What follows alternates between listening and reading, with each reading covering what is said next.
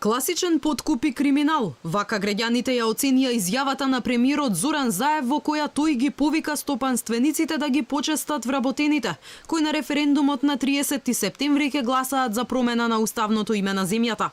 Револтирани прашуваат со кое право премиерот агитира кај гласачкото тело, бидејќи како што велат, тоа се коси со сите законски норми во државата. Класичен пример на корупција, значи на превара, на измама, на предизборна измама, значи.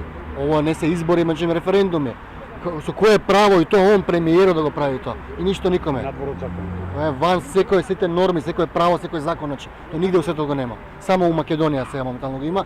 Согласно позитивните законски прописи, кажаа сите експерти и стручњаци дека не е дозволиво никакво агитирање, чак ни бесплатно, а не со плаќање. Одговорност мора да има, бидејќи нудењето мито за референдумско изјаснување не било дозволено во ниту една европска држава, велат граѓаните. Сепак не веруваат дека институциите соодветно ќе реагираат. Институциите се гледа, сите си се успани, сите си живеат во една своја идила, веројатно финансиска, тука си имат своји они интереси, меѓутоа, здравје Боже, сите сме свесни, некое едно време мора да дојде времето на вистината. А за референдумот, ако се многу сигурни, зашто толкава агитација, зашто толкави плаќања?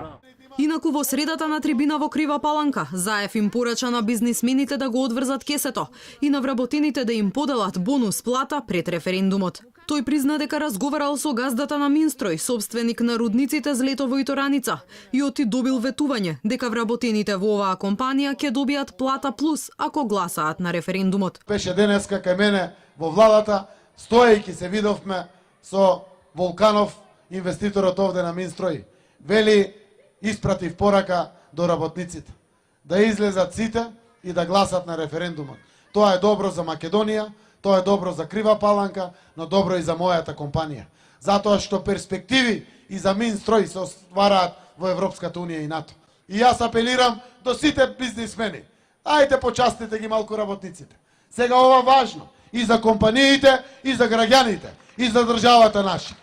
Ако некој има, газдите имат, бизнисмените имат, може малку да отворат кесето повеќе.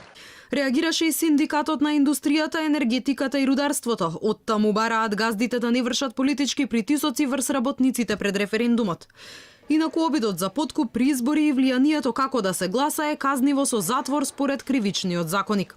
Во членот 162 јасно стои дека тој што на лице со избирачко право му нуди, дава или ветува подарок или друга корист, со намера да го придобие да го врши, да не го врши или како да го врши избирачкото право, ќе се казни со затвор од најмалку 5 години.